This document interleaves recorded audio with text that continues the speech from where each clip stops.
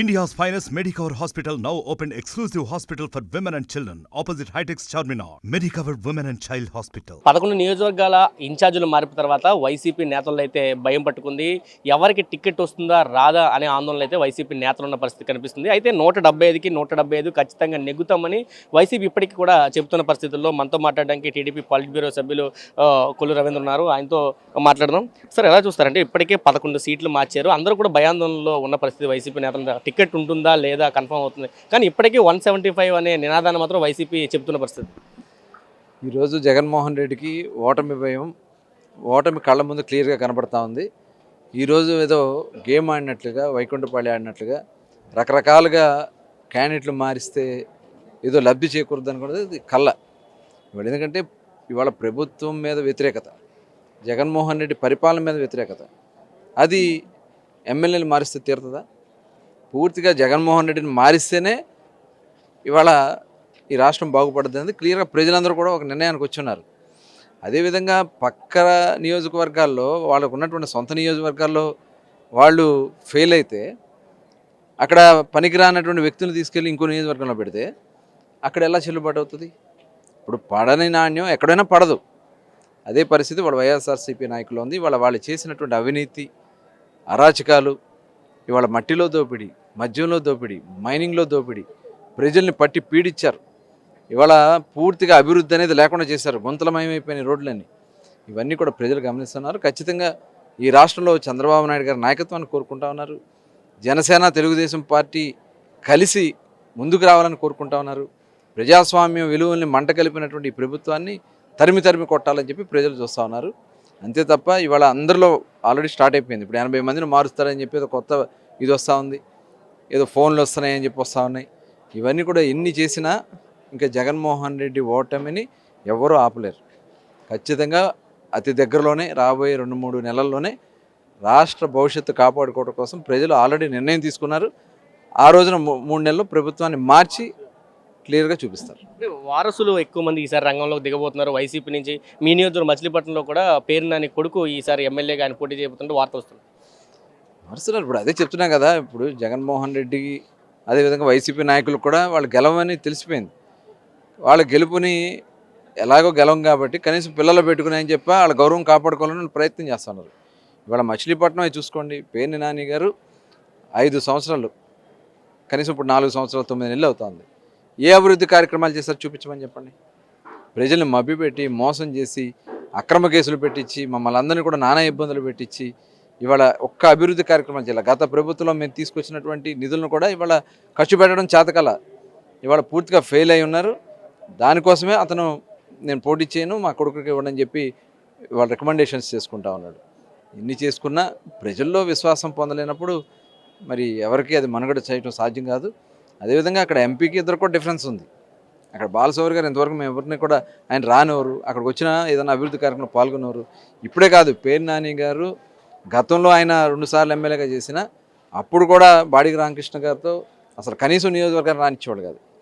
అదేవిధంగా మరి పార్థసారథి గారు మంత్రిగా, జిల్లా మంత్రిగా, ఒక బీసీ మంత్రిగా ఆయన ఉంటే కనీసం ఆయన ఏ రోజు కూడా నియోజకవర్గం రానిచ్చేవాడు కాదు. మరి ఇలాంటి వ్యక్తి ఇంకా ఇవాళ ఏదో మాట్లాడుతూ ఉంటాడు సామాజిక న్యాయాల గురించి.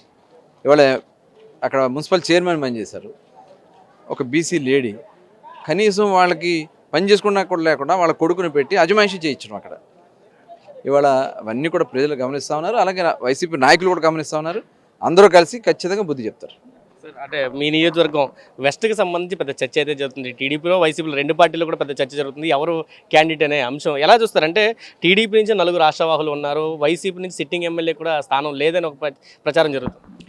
1 టౌన్ నుంచి ఎవరు వైసీపీ ఉన్నా అక్కడ ఖచ్చితంగా తెలుగుదేశం పార్టీ అలయన్స్తో ఖచ్చితంగా గెలవబోతా ఉంది.